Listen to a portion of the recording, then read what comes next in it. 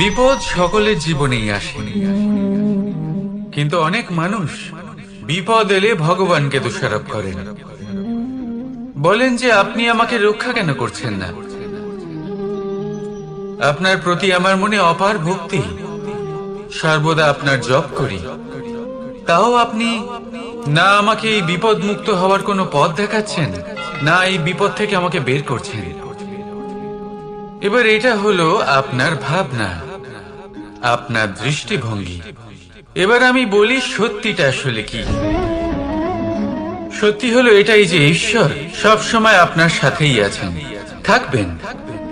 দেখুন সেই বীজের দৃষ্টিভঙ্গির দ্বারা যে মাটির নিচে চাপা পড়ে আছে, তাকে পরিণত হতে হবে এক বিশাল সুন্দর বৃক্ষে। তা তখনই হবে যখন তা ভাঙবে, ভাঙবে তখনই যখন সে উত্তাপ পাবে। উত্তাপ কোত্থেকে পাবে? সূর্যের তাপ থেকে। সূর্যের তাপ থেকে ধরিত্রীও বাঁচতে পারে না, তাকে তা সহ্য করতেই হয়।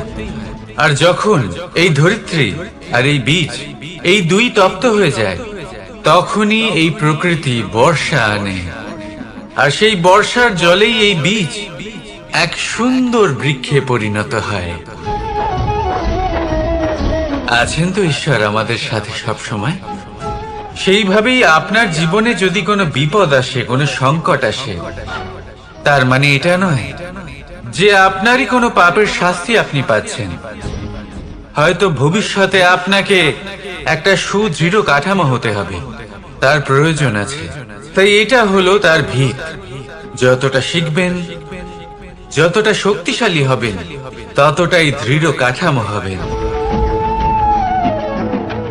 নিশ্চয়ই দেখেছেন, অলংকার বানাবার পূর্বে সোনাকেও অনেক রকম পরীক্ষা দিতে হয়, আগুনে তপ্ত হতে হয়। সেইভাবেই যদি আপনি কখনো শূরবীর হতে চান, তাহলে লাক্ষাগৃহের তাপ সহ্য করতেই হবে। তাহলে আসুন আমার সাথে বলুন, বন্দে ধর্মা, বন্দে কর্মা, রাধা রাধা। অনেক সময় মানুষ অতীতকে দেখেন আর তখন অহংবোধে পরিপূর্ণ হয়ে ওঠেন। কখনো বর্তমানের দিকে তাকান, ভবিষ্যতের দিকে তাকান আর পরিতৃপ্তিতে ভরে ওঠেন। কেন বুঝতে পারেন না একটা সহজ কথা? এই যে সৃষ্টি, এই সৃষ্টি হলো একটা বড় চক্র, যা বারংবার আপনার কাছে ফিরে আসবেই। কঠিন থেকে কঠিনতর পরীক্ষায় আপনাকে নিযুক্ত করবে, যাতে আপনাকে উত্তীর্ণ হতেই হবে। যা কাল ছিল তা আজ নেই, এটা সবাই জানেন। যা আজ আছে তা হয়তো কাল থাকবে না, এটাও আপনাকে মেনে নিতে হবে, তাও আবার হাসি মুখে। শান্ত থাকতে শিখুন আর কখনোই মনের মধ্যে অহংকার উৎপন্ন হতে দেবেন না। হতে শিখুন সেই হিমবাহের মতো। হয়তো এই জন্যই এত শীতল থাকে, কারণ ও জানে গতকালও জল রূপে ছিল, আজ বরফ রূপে হয়তো আছে, কিন্তু কাল পুনরায় সে জলেই পরিণত হবে। নিজেকে শান্ত রাখুন। হয়তো আজ আপনি সাফল্যের শিখরে আছেন, হয়তো বা নেই। আপনাকে প্রত্যেক দিন অবশ্যই দেখতে হবে। শুধু নিরন্তর প্রচেষ্টা করতে থাকুন, প্রত্যেক পরিস্থিতির জন্য তৈরি থাকুন, আর একে ভারসাম্যে রাখতে শিখুন। আপনার কাল হোক, আজ হোক বা আগামীকাল, আপনার ভালো দিন হোক বা খারাপ দিন, সব পবিত্র হয়ে যাবে। তাহলে আসুন আর আমার সাথে ভালোবেসে বলুন, রাধা। অন্ধকারাচ্ছন্ন রাত্রি যদি এসে থাকে, তাহলে আলোকিত প্রকাশ নিয়ে সূর্যও অবশ্যই আসে। রোগ যদি এসে থাকে, তাহলে তার ওষুধও অবশ্যই আসে। সমস্যা যদি আসে, তাহলে সেই সমস্যার সমাধানও নিজে থেকেই আমাদের কাছে চলেই আসে। এই সংসার, এই জীবনের শুধুমাত্র একটাই নিয়ম আছে, আর তা হলো এটাই: এই সংসার হলো একটা চক্রের মতো। এতে শাশ্বত বলে কিছু নেই, নিত্য বলে কিছু নেই। আর যা কিছুই রয়েছে সব বদলাতে চলেছে। যদি আপনার জীবনে দুঃখ থাকে, সমস্যা থাকে, যদি আপনি বিপদ দ্বারা আচ্ছন্ন, তাহলে মনে রাখবেন সবকিছু বদলে যেতে চলেছে। দুঃখের সময় কাঁদবেন না, মনকে আরো দুঃখী করে তুলবেন না, কারণ এখানে যা কিছুই এসেছে তা যাওয়ার জন্যই এসেছে। তাহলে এত চিন্তা কিসের? আনন্দ সহকারে জীবন যাপন করুন আর আমার সাথে ভালোবেসে বলুন, রাধা রাধা। যদি কোনো সিংহ বানরের মতো গাছে চড়তে চেষ্টা করে তাহলে কি হবে? একটা মাছ যদি মাটিতে হাঁটতে চেষ্টা করে তাহলে কি হবে? তারা বিফলই হবে। কিন্তু এরকম কেন হয়? তার কারণ হলো প্রকৃতির রচনা কিছুটা এরকম। এখানে প্রত্যেকটি ব্যক্তিকে, প্রত্যেকটি প্রাণীকে আলাদা আলাদা গুণের অধিকারী করা হয়েছে এবং সকলকে একটা সীমাও প্রদান করা হয়েছে। এবার এই যে বৃক্ষ, পশু, পাখি, এদের মধ্যে সেই ক্ষমতাই নেই যে এরা নিজেদের যাচাই করতে পারবে, নিজেদের সীমাগুলো বুঝতে পারবে, নিজেদের সদ্গুণগুলো চিনতে পারবে। এরা সেটা করতে পারবে না। কিন্তু মানুষ তো আলাদা। মানুষের কাছে সেই বিশেষ শক্তি আছে যে তারা পূর্ণরূপে নিজেদের যাচাই করতে পারবে, নিজেকে পূর্ণরূপে বুঝতে পারবে, নিজের দোষ, নিজের অপগুণ, নিজের সদ্গুণ, নিজেদের সীমাগুলো তারা বুঝতে পারবে। আর এটা অত্যন্ত গুরুত্বপূর্ণ। কথায় আছে যে যদি সাফল্য লাভ করতে হয় তাহলে নিজেকে যাচাই করে নিতে হবে।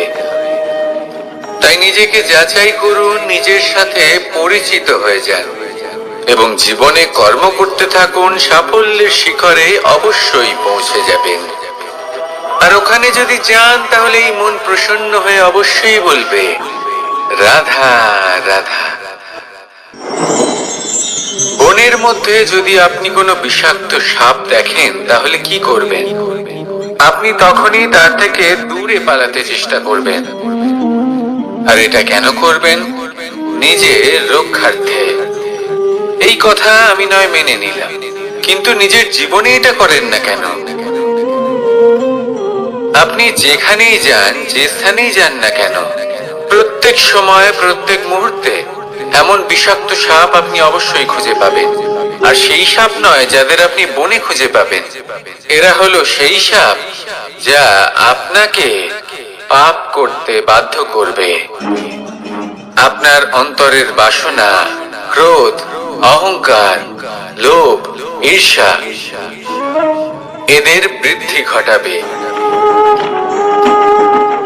দেখুন, বনের এই সাপ আপনাকে একবার ছেড়ে দিতেও পারে, ছোবল নাও মারতে পারে, কিন্তু এই যে পাপ রূপী সাপ আছে তা অবশ্যই ছোবল মারবে। কর্ম যদি করেন তাহলে অবশ্যই ফল পাবেন। সেই জন্য যখনই কোথাও যাবেন, যদি এমন কাউকে দেখেন, যদি এমন কিছু দেখেন যে আপনাকে পাপ করতে বাধ্য করছে, তাহলে সেই মুহূর্তে সেখান থেকে পালিয়ে যান। যেমন বনের সাপ দেখে আপনি পালাতে থাকেন। সৎকর্মের রক্ষা অত্যন্ত আবশ্যক। আসুন আর আমার সাথে ভালোবেসে বলুন, রাধা রাধা। মনুষ্য জীবনের সব থেকে বেশি গুরুত্বপূর্ণ বিষয় হলো মনের একাগ্রতা। এই সংসারের যে কটি মহান কার্য সম্পাদন হয়েছে তা হলো মনের এই একাগ্রতার একমাত্র ফল। আপনি অবশ্যই দেখে থাকবেন, অনেক ছোট বড় নদী যা বয়ে চলে তাদের সামনে একটা বাঁধ নির্মাণ করা হয় সেই সব নদীর জল সঞ্চয় করতে। বাঁধ হয়ে গেলে প্রয়োজন মতো বা মনের ইচ্ছে মতো তাকে ব্যবহার করা সম্ভব। এবার এটাই আমাদের মনের সাথেও সম্ভব। আমাদের মনের একাগ্রতা আজকের দিনে দাঁড়িয়ে বিভিন্ন ধরনের বিকার, ক্রীড়া এবং ভোগের মধ্যে ভাগ হয়ে গেছে। একে একত্রিত করতে হবে, একটা বাঁধ নির্মাণ করতে হবে, কর্মের বাঁধ। আপনাকে শুধু এটাই করতে হবে, যেটা উচিত কর্ম সেটাই করুন, যেটা অনুচিত কর্ম সেটা করা থেকে নিজেকে বিরত রাখুন। ব্যাস, এই কাজটাই আপনি করতে থাকুন, মনের মধ্যে একাগ্রতার বাঁধ নির্মাণ করুন। আর একবার যদি তা নির্মাণ হয়ে যায়, তাহলে যখন চাইবেন, যেখানে চাইবেন, যতটা চাইবেন, একাগ্রতা প্রয়োগ করতে পারবেন। আর একবার যদি আপনি এটা শিখে যান, তাহলে এই সংসারকে বদলে ফেলার মতো কাজ আপনি করতে পারবেন, সমাজকে শোধরাবার মতো কাজ করতে পারবেন। তাহলে এই মনকে একাগ্র করুন আর আমার সাথে ভালোবেসে বলুন, রাধা রাধা। আমরা সবাই ফল খাই, কিন্তু আমাদের সেই ফলই প্রিয় হয় যে পরিপক্ক হয়ে ওঠে, যেটা নম্র হয়, আর যে ফল অনেক বেশি মিষ্টি আর সুস্বাদু হয়ে থাকে, যাদের রঙে বাহার দেখা যায়। সেইভাবে জীবনে আমরা নানান মানুষের সাথে পরিচিত হই, কিন্তু সেই মানুষই আমাদের মন ছুঁয়ে যায় যারা বিনম্র স্বভাবের, যাদের বাণী খুব মধুর, যাদের অন্তরে আত্মবিশ্বাসের একটা তেজ, একটা রং দেখা যায়। এবার এমন ব্যক্তি আমরা কি করে হব? ঠিক সেইভাবেই যেমন একটা ফল রোদ, বর্ষা, শীত, বায়ু, এই সকল সংকটময় পরিস্থিতির সম্মুখীন হয়ে পরিপক্ক হয়ে ওঠে, সেইভাবেই মানুষ সংকটময় পরিস্থিতির সম্মুখীন হয়ে পরিপক্ক হয়ে ওঠেন। যদি এই সংকটের সম্মুখীন হন, তাহলে অভিজ্ঞ হবেন, আর এই অভিজ্ঞতাই শিক্ষা দিয়ে যাবে। এই অভিজ্ঞতা আমাদের শিখিয়ে দেয় যে আমাদের বিনম্র থাকতে হবে। অহংকার করে কোনো লাভ নেই। মধুর বাণীর যে কি মূল্য তা আমরা শিখতে পারি। এই অভিজ্ঞতাই আমাদের বুঝিয়ে দেয় যে উচিত অনুচিত কোনটা, আমাদের দৃষ্টিভঙ্গি তৈরি করে, আর এই দৃষ্টিভঙ্গি দ্বারা আত্মবিশ্বাস জাগ্রত হয়। সেই জন্য জীবনে কখনো বিপদ থেকে দূরে পালাবেন না, সেগুলোর সম্মুখীন হন, অভিজ্ঞতা লাভ করুন, তার থেকে শিক্ষা লাভ করুন, এইভাবেই পরিপক্ক হবেন। আসুন আমার সাথে ভালোবেসে বলুন, রাধা রাধা। ধন সঞ্চয় করা সম্ভব, আর সেই জন্য ধন সব থেকে বেশি মূল্যবান সম্পত্তি নয়। এবার আপনি বলবেন, এ আমি কি বলছি? এই ধন খুব মূল্যবান, আমরা সকলে অর্জন করতে ব্যস্ত। সেটা এই কারণে, কারণ আপনারা জানেন না এই সংসারের সব থেকে বেশি মূল্যবান সম্পত্তি কি। এ হলো সেই সম্পত্তি যা কখনো সঞ্চয় করা সম্ভব নয়। আপনার কাছে যতই ধন থাকুক, তা দিয়ে আপনি স্বাস্থ্য লাভ করতে পারেন, বাড়ি কিনতে পারেন, আদি ইত্যাদি, কিন্তু আপনি যতই ধনী হন না কেন, ফেলে আসা দিনের একটা মুহূর্ত আপনি লাভ করতে পারবেন না। এই একটা মুহূর্ত, এই সময়, এটাই হলো সংসারের সব থেকে মূল্যবান সম্পত্তি। একবার চলে গেলে তা কখনোই ফিরে আসে না। আর এই মুহূর্ত যতই চলে যাক না কেন, আমরা স্মৃতির মাধ্যমে সেগুলি যাপন করতে পারি, তার আনন্দ উপভোগ করতে পারি। আর যার সাথে আমরা সময় অতিবাহিত করেছি, তার স্মৃতিতে আমরা চিরকাল জীবিত থাকতে পারি। সেই জন্য সময় সব থেকে মূল্যবান সম্পত্তি, তাকে এইভাবে নষ্ট করবেন না। প্রত্যেকটা মুহূর্ত উপভোগ করুন, আনন্দ করুন, আর ভালোবেসে বলুন, রাধা রাধা। কনক, কি সুন্দর একটা শব্দ। এর অনেকগুলো রূপ রয়েছে, অনেকগুলো অর্থ রয়েছে। প্রথম অর্থ হলো স্বর্ণ, অর্থাৎ সম্পত্তি। দ্বিতীয় অর্থ ধুতুরা, অর্থাৎ গাছের ছোট একটা বীজ, যা কিনা অত্যন্ত শক্তিশালী হয়। যদি বেশি মাত্রায় এর প্রয়োগ করা হয়, তাহলে এটা বিষময় হয়ে উঠতে পারে। এই হলো সেই ধুতুরা যার প্রয়োগ মহাদেবের পুজোতে করা হয়। এবার প্রশ্ন হলো এটাই যে এই স্বর্ণ এবং এই ধুতুরার মধ্যে মিল কি রয়েছে? মিল হলো এটাই যে এই দুটোই মানুষকে মত্ত করে তোলে। ধুতুরা মানুষকে তখন মত্ত করে যখন তাকে সেবন করা হয়, কিন্তু স্বর্ণ, ধন, সম্পত্তি, মানুষ এটা যতটাই অর্জন করে নেয় সেটাই যথেষ্ট। এই স্বর্ণ মানুষের ভাবনা চিন্তা করার ক্ষমতাকে বশ করে ফেলে। মানুষ সম্পত্তির লোভে মত্ত হয়ে ওঠে, কারণ যে যত চমৎকারী, যতটা অমূল্য হয়, তাকে সামলানো কিন্তু ততটাই কঠিন, তাই না? তাই মনে রাখবেন, ধন, স্বর্ণ, সম্পত্তি এগুলো ধুতুরার থেকেও অনেক বেশি বিষাক্ত হতে পারে। তাই এর উপর আত্মসংযমের একটা কবচ পরিয়ে রাখবেন এবং বিবেকের শক্তির সাথে এগুলো প্রয়োগ করুন, তবেই কল্যাণ হবে। আসুন আমার সাথে ভালোবেসে বলুন, রাধা রাধা। মানুষের জীবনে তিনটি গুণ অত্যন্ত প্রয়োজনীয়: শ্রদ্ধা, বিনম্রতা, যোগ্যতা। যদি জ্ঞান লাভ করতে চান তাহলে শ্রদ্ধার প্রয়োজন, যদি মান লাভ করতে চান তাহলে স্বভাবে বিনম্র হওয়া প্রয়োজন, আর যদি মনোবাঞ্ছিত স্থান লাভ করতে চান তাহলে যোগ্যতার প্রয়োজন। বিষয়টা সহজ। শ্রদ্ধা আপনাকে জ্ঞান দেবে, নম্রতা আপনাকে মান, আর যোগ্যতা উচিত স্থান দেবে। কিন্তু যদি আপনি এই তিনটি গুণ সম্মিলিত করেন তাহলে এমন কিছু লাভ করবেন যা এই সব কিছুর থেকে অনেক ঊর্ধ্বে। সম্মান।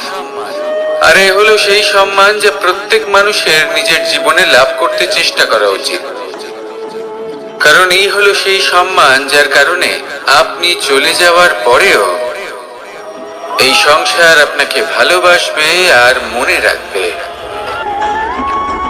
আসুন আমার সাথে ভালোবেসে বলুন, রাধা রাধা। জীবনে গতি অত্যন্ত গুরুত্বপূর্ণ, মতিও হলো গুরুত্বপূর্ণ, এবং তার থেকেও বেশি গুরুত্বপূর্ণ হলো সঙ্গতি।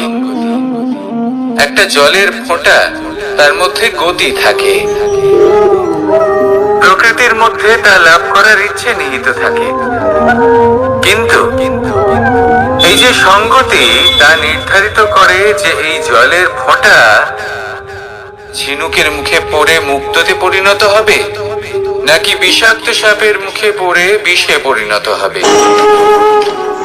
এবার দেখুন, এই জঞ্জাল স্বর্ণকারের দোকানের সামনেও থাকে এবং জঞ্জাল একজন ব্যবসাদারের দোকানেও থাকে, কিন্তু জঞ্জাল যা স্বর্ণকারের দোকানে থাকে তা ব্যবসাদারের দোকানের জঞ্জালের থেকে অনেক বেশি মূল্যবান, কারণ তার মধ্যে সোনার কণার সঙ্গতি থাকে।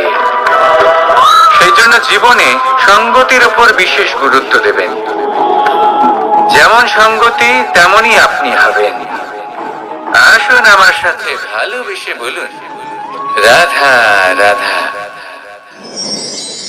প্রত্যেক প্রাণী ভালোভাবে জীবন যাপন করতে চান, এটা তাদের স্বভাবে আছে এবং ভাবাটা অনুচিত নয়। কিন্তু একটা ভালো জীবনের গুরুত্বপূর্ণ অংশ কোনটা? বসবাসের স্থান। সেই স্থান যেখানে আমরা জীবন অতিবাহিত করি। এবার মানুষ ভাবতে পারেন যে একটা ভালো বাসস্থানের অর্থ কি? সেই স্থান যেখানে সহজে জল পাওয়া যায়, যেখানে শুদ্ধ বায়ু পাওয়া যায়, যেখানে আনাজ উৎপন্ন হয়। এটা জীবনযাপনের জন্য পর্যাপ্ত বটে, কিন্তু ভালো জীবন যাপনের জন্য আরো একটা কথা আপনাকে বুঝতে হবে।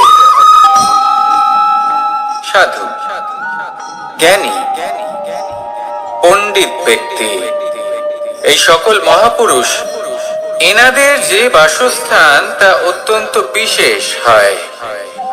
এখানে এক ধরনের বিশেষ ইতিবাচক শক্তি থাকে, এমন একটা স্থান যেখানে দেবতারাও বিচরণ করে। জীবন আমরা সবাই যাপন করি, কিন্তু জীবনের উদ্দেশ্য শুধুমাত্র জীবন যাপন করা নয়।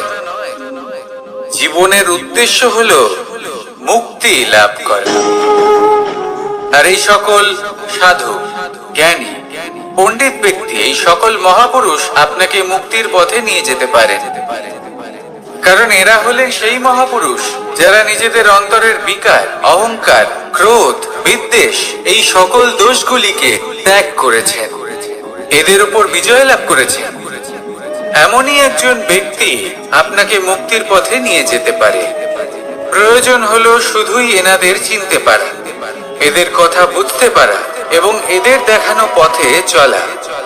যদি আপনি এটা করতে পারেন, তাহলে এই মন প্রফুল্ল হয়ে বলবে, রাধা রাধা। আমি এখানে একা এই বনে বসে আছি, বাঁশি বাজাচ্ছি। কার জন্য? কে আছেন এখানে? কেউ নেই। আমার প্রজা, আমার রাজ্য, আমার পরিবার আমার থেকে অনেক দূরে আছেন। আমি এখানে একা এই বনে বসে এই আকাশের এই রঙের, গাছের এই সব ফলের, মাটির সুবাসের আনন্দ উপভোগ করছি। কেন? আমি হলাম দ্বারকাধীশ। এমন কি রাজকীয় বা ভৌতিক সুখ রয়েছে যে আমি ওখানে পেতে পারি না? সবকিছুই পেতে পারি, তাও এখানে বনে একা বসে আছি। কোন সুখ খুঁজে চলেছি? একা থাকার সুখ। আমরা প্রত্যেকদিন অনেক মানুষের সাথে, চিন্তাধারার সাথে, কর্মের সাথে, পরিস্থিতির সাথে, সুখ দুঃখের দ্বারা বেষ্টিত থাকি। জীবনের এই চক্রে আমরা জড়িয়ে পড়তে থাকি। যতই আমরা এই সমস্যার সমাধান করি, আমরা ততই এতে জড়িয়ে পড়ি। আমরা এতটাই জড়িয়ে পড়ি যে যখন আমরা আয়নায় নিজেদের দেখি, তখন আমরা নিজেদের চিনতেই পারি না। এমন মনে হয় যেন আমরা নিজেদের হারিয়ে ফেলেছি। সেই জন্য প্রত্যেক দিন আপনি কিছু সময় নিজের সাথে কাটান একান্তে। এটা অত্যন্ত আবশ্যক। নিজের অস্তিত্বের গভীরে গিয়ে দেখতে শিখুন, নিজেকে বুঝুন। অদ্ভুত শান্তির অনুভূতি হবে। যেমন এই বায়ু, এই বৃক্ষ, এই পুষ্প, এই নিসর্গ, এদের মতো আপনিও কখনো একলা হতে শিখুন। কখনো নিসর্গের একটা অংশ হয়ে দেখুন। এই মন প্রসন্ন হয়ে বলবে, রাধা রাধা। ওমাই কি, আমি কখন থেকে এখানে অপেক্ষা করছি, হাত পেতে দাঁড়িয়ে রয়েছি যাতে একটা ফল আমার হাতে এসে পড়ে এবং সেটা আমি খেতে পারি। কখন থেকে অপেক্ষা করছি, কিন্তু সেটা হচ্ছেই না। এবার আপনি বলবেন যে এইসব কি বলছি, এ কি অদ্ভুত কথা বলছি। যদি ফল খেতে হয় তাহলে আমাকে বৃক্ষে চড়তে হবে, ফলের কাছে পৌঁছতে হবে, তবেই তো ফল পাবো। এবারে এটা অত্যন্ত সহজ ব্যাপার, কিন্তু এই বিষয়টা আপনি নিজের জীবনের প্রসঙ্গে ভেবে দেখুন। লক্ষ্য কোথায় আছে আপনি জানেন, সেই লক্ষ্যে পৌঁছানোর পথ কি সেটাও আপনি জানেন, সেই পথে চলার ক্ষমতাও আপনার রয়েছে, কিন্তু তাও আপনি নিজের লক্ষ্য লাভ করতে পারছেন না। কেন? কারণ আপনি অপেক্ষা করছেন যে লক্ষ্য আপনার সামনে চলে আসবে, কিন্তু তা হয় না। লক্ষ্য সে যাই হোক না কেন, ধন হোক, প্রেম হোক, কোনো সম্মান হোক বা মোক্ষ হোক, যদি আপনি তার দিকে অগ্রসর না হন, তাহলে ফল প্রাপ্তি অসম্ভব ব্যাপার, তা কোনোদিনই হবে না। সেই জন্য আপনার চোখের সামনে আপনি যদি নিজের লক্ষ্যকে দেখতে পান, তাহলে উঠুন এবং সেই দিকে অগ্রসর হতে শুরু করুন। নিজের অন্তরের সকল অশুভ গুণ দূর করুন, অলসতা ত্যাগ করুন, অজ্ঞানতা ত্যাগ করে দিন এবং চলতে থাকুন। অবশ্যই মনোবাঞ্ছিত ফল লাভ করতে পারবেন। মনে রাখবেন, চলতে থাকলে তবেই লক্ষ্য প্রাপ্তি হবে। অপেক্ষার দ্বারা শুধুমাত্র মৃত্যু লাভ হবে। আসুন আমার সাথে ভালোবেসে বলুন, রাধা রাধা। আমি দ্বারকাধীশ এবং আমার সভাতে বিভিন্ন সময় বিভিন্ন ধরনের মানুষ আসেন, নিজেদের দাবি নিয়ে, নিজেদের ইচ্ছে। কখনো কেউ ভোজন চান, আবার কখনো কেউ ওষুধ, কখনো কেউ বস্তু চান, কেউ আবার চান বস্ত্র। কারোর জ্ঞান চাই, কারোর ধন চাই, আবার কারোর বাসস্থান। অনেক সময় আমি এই অনুরোধ, এই ইচ্ছে পূর্ণ করি না। এবার আপনি এটা ভাবতেই পারেন যে কৃষ্ণ তো তাহলে লোভী, ওর কাছে তো সবকিছুই রয়েছে, তারপরেও সে নিজের প্রজার ইচ্ছে পূর্ণ করে না, তাদের সমস্যাগুলি বুঝতে পারে না, তাদের সুখ স্বাচ্ছন্দ্য প্রদান করে না। আসল সত্য হলো এটাই যে কোনো সবল ব্যক্তি, যে কোনো গৃহস্থ ব্যক্তি যে কাজ করতে সক্ষম, তার পরিশ্রম দ্বারাই নিজের প্রয়োজনগুলি এবং ইচ্ছেগুলি পূরণ করা উচিত। এটা অত্যন্ত প্রয়োজনীয়। আর এগুলো তিনি করতে পারেন শিল্প, ব্যবসা, আচরণ অথবা জ্ঞানের ভিত্তিতে। এই পথে চলতে হবে, পরিশ্রম করতে হবে, তবেই সে কিছু অর্জন করতে পারবে। এবার এমন কোন ব্যক্তি যার এই সব কিছুতে কোনো রুচি নেই, যে কিছুই করতে চায় না, সে কিছুই অর্জন করতে পারবে না। এবার এরকম কোন ব্যক্তিকে যদি আমি কোনো বস্তু প্রদান করি, তাহলে কি হবে? সে পরাধীন হয়ে যাবে, আর সেটা উচিত হবে না। তাহলে কি করা উচিত? তাকে পথ দেখানো, তাকে বোঝাতে হবে যে কোন পথে চলে তুমি নিজের লক্ষ্য প্রাপ্ত করতে পারবে। শিল্প, জ্ঞান, আচরণ এবং ব্যবসা, এই পথে কিভাবে চলে সেটা শেখাতে হবে। আর আমি সেটাই করি। তার ফলে কি হয়? ব্যক্তি স্বাধীন হয়ে যায়। সংসারে সে যা চাইবে তাই প্রাপ্ত করতে পারবে, কখনো কারোর থেকে কিছু চাইবার প্রয়োজন পড়বেই না। এই কথাটা সবসময় মনে রাখবেন। যখনই দান করবেন, তা ভাবনা চিন্তা করে এমন ভাবে দান করবেন যাতে সামনের ব্যক্তি স্বাধীন হতে পারে, পরাধীন নয়। আসুন আমার সাথে ভালোবেসে বলুন, রাধা রাধা করতে শিখুন। পাণ্ডব, পাণ্ডবরা বন থেকে এসেছিলেন। ওনাদের কাছে না কোনো ধন ছিল, না কোনো সম্পদ, না বিদ্যা। নিজের পরিশ্রমের দ্বারা ওনারা বিদ্যা অর্জন করেছিলেন, আর তার দ্বারাই সম্পদ অর্জন করলেন আর ধন অর্জন করলেন। এই পাণ্ডব ছিলেন অত্যন্ত কুশল এবং শক্তিশালী। যুধিষ্ঠির নিজের পরিশ্রম দ্বারা এমন জ্ঞান অর্জন করেছিলেন যে এই সংসার ওনাকে ধর্মরাজ যুধিষ্ঠির অভিহিত করেছিল। দেখতে গেলে পাণ্ডবদের কাছে সবকিছুই ছিল, কিন্তু যখন বিষয় এলো আরো ধন লাভ করার, তখন যুধিষ্ঠির, যিনি পাণ্ডবদের মধ্যে জ্যেষ্ঠ, তিনি সকল পাণ্ডবদের সাথে দ্রুত ক্রীড়ায় অংশগ্রহণ করে ফেললেন। এর ফলে না শুধু ধনলক্ষ্মী, ধর্মলক্ষ্মী, বিবেক লক্ষ্মী কেউ হারালেন, আর শুধু তাই নয়, নিজের গৃহলক্ষ্মী দ্রৌপদীকেও হারিয়ে ফেললেন। এর কারণ কি? ভুলে গেলেন খুব সহজ একটা কথা। এই সংসারে সম্মান এবং সাফল্য দুটোই পরিশ্রমের দ্বারা লাভ করতে হয়, কিন্তু দ্রুত ক্রীড়ার এই খেলা আমাদের ভাগ্যের উপর নির্ভরশীল। এই সংসারে দুটি পথ রয়েছে। একটা পথ যেখানে কর্ম এবং পরিশ্রমের দ্বারা আপনি নিজের পথ নিজেই রচনা করতে পারবেন, আর দ্বিতীয় পথ হলো যেখানে এই ভাগ্য এক মুহূর্তে আপনাকে শিখরেও পৌঁছে দিতে পারে, আবার ধূলিসাৎ করে দিতে পারে।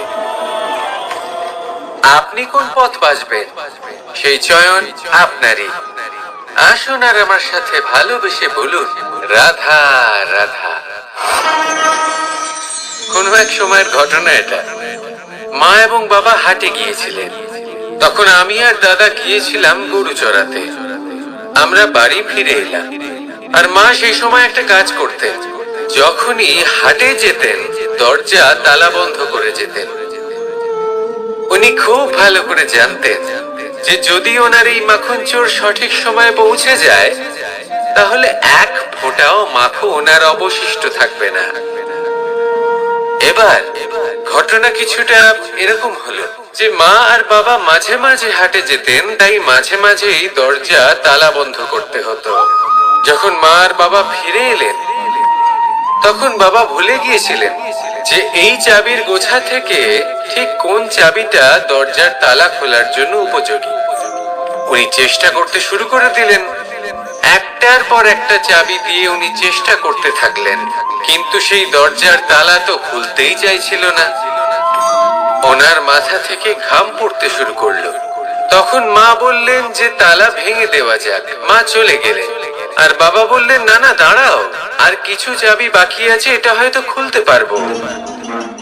মা হাতুড়ি নিয়ে চলে এলেন সেই তালা ভাঙার জন্য, আর তখনই বাবা শেষ চাবিটা প্রয়োগ করলেন আর দরজার তালা খুলে গেল। যদি উনি চেষ্টা না করতেন তাহলে এই তালাটাও ভেঙে যেত আর চাবিটাও নষ্ট হয়ে যেত, ঠিক কিনা? এবার এই ঘটনাটা আমি দেখেছিলাম আর আমার মনে হলো যে কখনো কখনো এই চাবির গোছার মধ্যে থেকে শেষ চাবিটাও কিন্তু জীবনের দরজা খুলে দিতে পারে। সেজন্য আপনি যদি জীবনে সাফল্য লাভ করতে চেষ্টা করেন, নিজের লক্ষ্যে পৌঁছতে চান, তাহলে হার মানবেন না। হয়তো দেখবেন আপনার পরবর্তী প্রচেষ্টা বা এই অন্তিম প্রচেষ্টা আপনাকে সাফল্যের পথে নিয়ে গেল। তাই নিরন্তর প্রচেষ্টা করতে থাকুন, জীবনে সাফল্য লাভ করুন। যজ্ঞের আগুনকে শুভ বলে মনে করা হয় আর সেখানেই চিতার আগুনকে অশুভ মনে করা হয়। এমনটা কেন হয়? এখানে বিষয়টা হলো লক্ষ্য, বিচার এবং সঙ্গের। যখন আমরা যজ্ঞ করি তখন আমাদের লক্ষ্য কি হয়? পরিবেশকে আরো পবিত্র করে তোলা, ইতিবাচক করে তোলা। আমাদের লক্ষ্য শুভ হয়। তারপরে আসে বিচার। এই পরিস্থিতিতে সেই বিচার হলো অগ্নি। স্ফুলিঙ্গ থেকে তীব্র আকার ধারণ করে সমস্ত কাঠকে পুড়িয়ে দেয় এবং সুগন্ধ ছড়িয়ে দেয়। অর্থাৎ যদি আপনার লক্ষ্য শুভ হয় তাহলে তা নিজেই শুভ বিচারধারাকে আমন্ত্রণ জানায়। এই শুভ বিচার তখনই আসবে যখন আপনার সংকল্প শুভ হবে। অন্যদিকে হলো চিতার আগুন। এর লক্ষ্য কি? একটা দেহকে পরধামে পৌঁছে দেওয়া। সবার শেষে সবকিছু আপনার উপরে নির্ভরশীল যে আপনি কোনটা চয়ন করতে চান। আপনার লক্ষ্য যদি শুভ হয় তাহলে আপনার বিচার এবং সঙ্গতি আর তার পরিণাম সবই শুভ হবে। আসুন আর আমার সাথে ভালোবেসে বলুন, রাধা রাধা। এই সংসারের প্রত্যেক বস্তুর, প্রত্যেক পরিস্থিতির, প্রত্যেক আবেগের দুটি দিক আছে। এর মধ্যে পার্থক্য করা সম্ভব শুধুমাত্র দৃষ্টিভঙ্গির দ্বারা। যদি কোনো ব্যক্তি পর্বত শিখরে দাঁড়িয়ে থাকেন তাহলে উনি এটাই দেখতে পাবেন যে এই জলের ধারা সমুদ্রের দিকে বয়ে চলেছে। আরেক ব্যক্তি যিনি সমুদ্রের কাছে দাঁড়িয়ে আছেন তার এটাই মনে হবে যে এই জলের ধারা সমুদ্রের দিকে আসছে। এখানে বিষয়টা হলো দৃষ্টিভঙ্গির, আর এটাই সময়ের সাথেও হয়ে থাকে।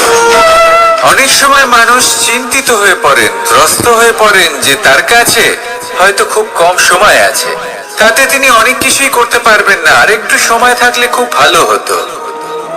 তিনি এভাবেও ভাবতে পারেন যে অল্প হলেও সময় বাকি তো রয়েছে, অর্থাৎ যা অবশিষ্ট আছে তাকে সংরক্ষণও করা সম্ভব, তাতে জীবন যাপনও করা সম্ভব। আর এটা নির্ভর করছে আপনার উপর। তাই দৃষ্টিভঙ্গি ইতিবাচক রাখুন। জীবনে দুই ধরনের আবেগ রয়েছে যার কোনো মূল্য নেই। আমার কথার অর্থ এটা নয় যে এদের কোনো গুরুত্ব নেই, গুরুত্ব যথেষ্টই রয়েছে, শুধু এদের জন্য আপনাকে কোনো মূল্য দিতে হয় না। প্রথম আবেগ হলো আনন্দ, প্রসন্নতা। এটা আপনি যে কোনো জায়গায় খুঁজে পেতে পারেন যদি আপনি খুঁজে পেতে চান। আপনি কোনো পুষ্পের সৌন্দর্য দেখে প্রসন্ন হতে পারেন। বায়ুর কারণে যখন একটি বৃক্ষ শিহরিত হয় সেটা দেখে আপনি প্রসন্ন হতে পারেন। একটা ছোট্ট শিশুর কলরব শুনেও আপনি প্রসন্ন হতে পারেন। একটা ক্রন্দনরত বালককে হাসিয়ে আপনি প্রসন্ন হতে পারেন। সবকিছু আপনার উপর নির্ভরশীল। সেখানে আরেকটি আবেগ হলো দুশ্চিন্তা। মানুষ বড়ই দুশ্চিন্তা করতে থাকে। আজ আমি এই কাজ করেছি, সেই বিষয়ে চিন্তা। আজ আমি এই কাজ করতে পারিনি, সেই বিষয়ে চিন্তা। কাল আমাকে এই কাজ করতে হবে, সেই নিয়ে চিন্তা। আমি কি সেই কাজটা করতে পারবো, সেই বিষয়েও দুশ্চিন্তা। চিন্তা সর্বত্র রয়েছে, যার জন্য মূল্য দিতে হয় না। যত চান আপনি একত্রিত করতে পারেন। একটা গুরুত্বপূর্ণ কথা মনে রাখবেন, প্রসন্নতা জীবনের একটা নতুন সূত্রপাত। সেখানে দুশ্চিন্তা হলো জীবনের চিতার সময়। এবার এই দুটি আবেগ হলো মূল্যহীন, দুটোই আপনার সামনে আছে। কোনটা চয়ন করবেন আপনি, দুশ্চিন্তা নাকি প্রসন্নতা? সিদ্ধান্ত আপনারই। আসুন আর আমার সাথে ভালোবেসে বলুন, রাধা রাধা। ধন, সম্পত্তি, এগুলো আসলে কি? এগুলো শুধু সেই মূল্য যার দ্বারা আমরা কোনো কিছু অর্জন করতে পারি। এবার এই ধনের দ্বারা এই সংসারে অনেক কিছু লাভ করা সম্ভব, কিন্তু সেই সব কিছুই শুধুমাত্র ভৌতিক বস্তুই হবে। ভৌতিক সামগ্রী, ভৌতিক সুবিধা। অর্থাৎ আপনার কাছে যতই ধন থাকুক, তা আপনাকে শান্তির ঘুম এনে দিতে পারবে না। আপনাকে জীবনের বাস্তব সুখের অনুভূতি লাভ করাতে পারবে না, কারণ এগুলো ভৌতিক ধন। এই ভৌতিক বস্তুই অর্জন করাতে সক্ষম। বাস্তবিক ধন কি? যদি এই প্রশ্ন আপনার মনে আসে, তাহলে তার উত্তর আমি আপনাকে দেব একটা উদাহরণের মাধ্যমে। কখনো আপনি শুনে থাকবেন যে একজন পিতা আজীবন অনিষ্ট করেন, অনর্থ করেন, খারাপ কাজ করেন শুধু ধন অর্জনের জন্য। তিনি ভাবেন যে আমি ধন অর্জন করব আর নিজের সন্তানকে একটা উজ্জ্বল ভবিষ্যৎ প্রদান করব, একটা সুখ স্বাচ্ছন্দ্যময় জীবন দান করব। এবার সন্তান যখন জন্ম লাভ করে, তখন সে ভাগ্যের জোরে সেই ধন ভোগ করে। যেরকম সে পায়, সেরকমই তার ব্যবহার সে করে। কখনো আপনি এটাও দেখে থাকবেন যে সেই সন্তান সমস্ত ধন নষ্ট করে ফেলে, আর সেই পিতা যিনি সমস্ত ধন সঞ্চয় করেছেন, যিনি সেই ধনের প্রভু, আজ সেই ধনের প্রহরী হয়ে রয়েছেন। এবার এরকম কেন হয়? এরকম তখনই হয় যখন সেই পিতা বুঝতেই পারেন না যে তার জীবনের আসল ধন কি। সেই আসল ধন তার সন্তানকে সে দিতেই পারে না। যদি পিতা তার সন্তানকে কর্মের জ্ঞান দিতে পারেন, উচিত কোনটা অনুচিত কোনটা সেই শিক্ষা দিতে পারেন, সংস্কারের প্রকৃত শিক্ষা দিতে পারেন, তবে সেটা ধনের থেকে অনেক বেশি গুরুত্বপূর্ণ। এটাই হলো জীবনের বাস্তব ধন। আপনি সেই কথা তো অবশ্যই শুনে থাকবেন, কুসন্তান হলে ধন সঞ্চয় করে কি হবে?